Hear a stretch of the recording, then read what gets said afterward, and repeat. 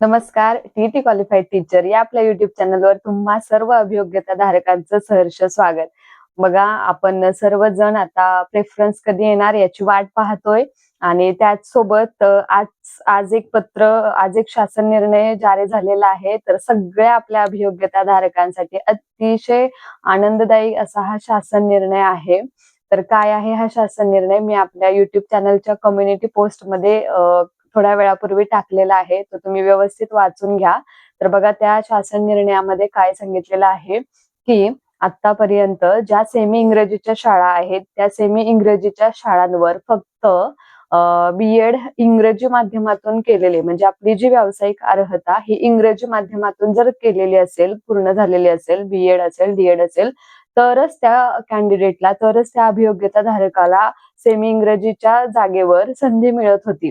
परंतु त्या निर्णयामध्ये बदल करून आता नवीन शासन निर्णय जारी झालेला आहे की ज्या सेमी इंग्रजीच्या शाळा आहेत त्या सेमी इंग्रजीच्या शाळांवर जर बी.एड, डी.एड इंग्रजी माध्यमातून पूर्ण झालेले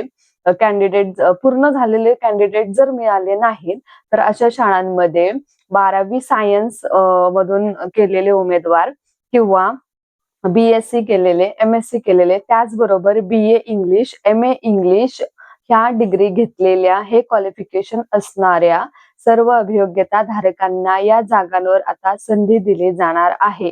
त्यामुळे ही अत्यंत दिलासादायक, अत्यंत महत्वाची आणि अत्यंत आनंदाची बातमी ही आपल्या सगळ्यांसाठी आहे.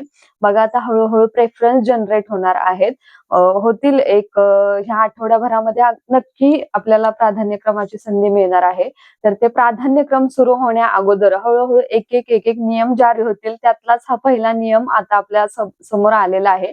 कारण आपल्याला प्रेफरन्स जनरेट होताना आता जे बी.एससी झालेले कॅन्डिडेट आहेत, बी.एड जरी मराठी माध्यमातून असलं, परंतु बी.एससी झालेले, एम.एससी झालेले कॅन्डिडेट असतील तर त्यांना मात्र सेमी इंग्रजीच्या जागा ह्या प्रेफरन्स मध्ये दिल्या जाणार आहेत.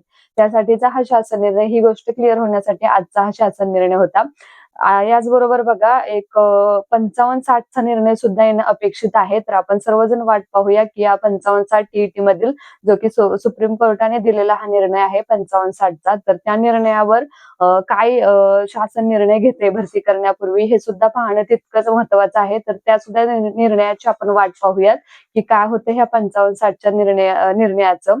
आणखीन बघा, सगळ्या चॅनलवरून किंवा सांगितलं जाते की 22,000चा आकडा असेल, 25,000 पार आकडा असेल. जरी आकडा कितीही मोठा असला तरी एकाच कॅन्डिडेटसाठी तो 22,000 जागांसाठी पात्र नसणारे, आपल्या जागा ह्या विखुरलेल्या आहेत वेगवेगळ्या क्वालिफिकेशन नुसार, वेगवेगळ्या सब्जेक्ट नुसार, हे आपण पाहिलेलं आहे. म्हणजे प्रत्येक कॅन्डिडेट हा काही 25,000 आकडा जाहिराती आला म्हणून 25,000 जागांसाठी पात्र नसणारे, किंवा 20,000 जागा आल्या, 22,000 जागा आल्या म्हणून तेवढ्या जागांसाठी पात्र नसणारे.